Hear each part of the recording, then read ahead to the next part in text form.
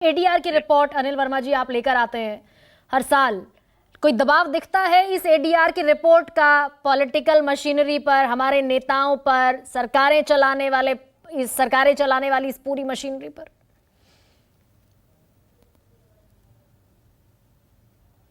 को यही काम करते हुए और हमारा ये मानना था पहले कि जनता को इन्फॉर्म्ड वोटर बनाएं, वो देख के चुने किसको, बट उससे तो कोई फर्क पड़ा नहीं है। जो कुछ इलेक्टोरल और पॉलिटिकल रिफॉर्म्स अभी तक हुए हैं वो मैं कहूँगा लगभग 80-85% कोर्ट्स की दखलंदाजी के बाद हुए हैं, क्योंकि कोई भी पॉलिटिकल पार्टी हो वो रिफॉर्म्स नहीं चाहती है, क्योंकि winnability has become the most important factor. और लगभग 33% टिकट ऐसे लोगों को दिए जाते हैं जो दागी हैं और जो बेसिकली बहुबल और धनबल, इन दो चीजों पे जोर रहता है। तो सवाल यही उठता है कि अब ये, मैं पहले ये भी बोल दूं कि अश्विनी जी की जो पीआईएल्स हैं उसमें हम पूरा समर्थन देते हैं और डेटा वगैरह तो हम देते ही हैं हमेशा।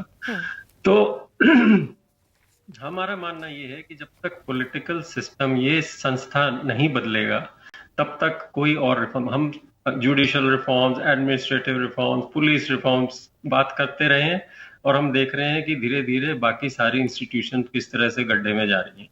कोई भी ले लीजिए आप, अभी जो स्थिति है आज की, तो पॉलिटिशियंस जब ठीक इलेक्ट होके आएंगे तभी ये सुधार हो सकता है। अब बात वही आती है आने कि से पहले ये देखना होगा कि टिकट ठीक लोगों को दिया जाए।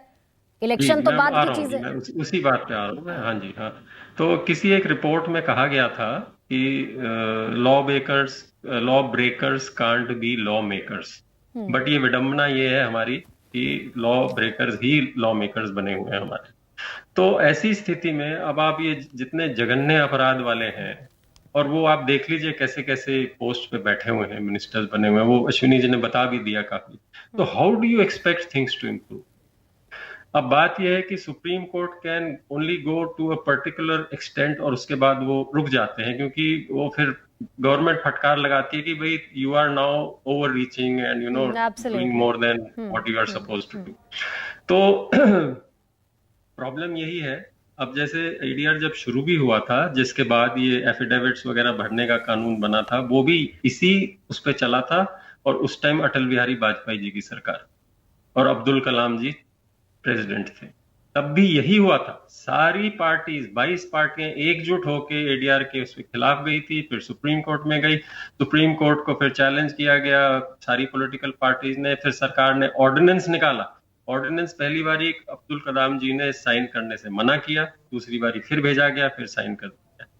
लेकिन मानने की बात यह है कि जब इस ऑर्डिनेंस को दोबारा सुप्रीम कोर्ट में एडीआर ने चैलेंज किया तो सुप्रीम कोर्ट ने उसको रफा दफा कर दिया and said it is anti constitutional. तो मैं ये पूछ रहा हूं कि आज ये सुप्रीम कोर्ट इस तरीके के डिसीजन क्यों नहीं ले सकता?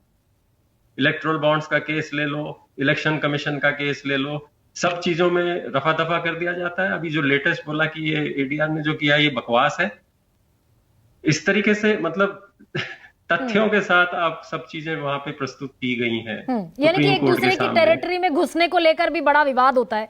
लेकिन अश्विनी जी, अभी आप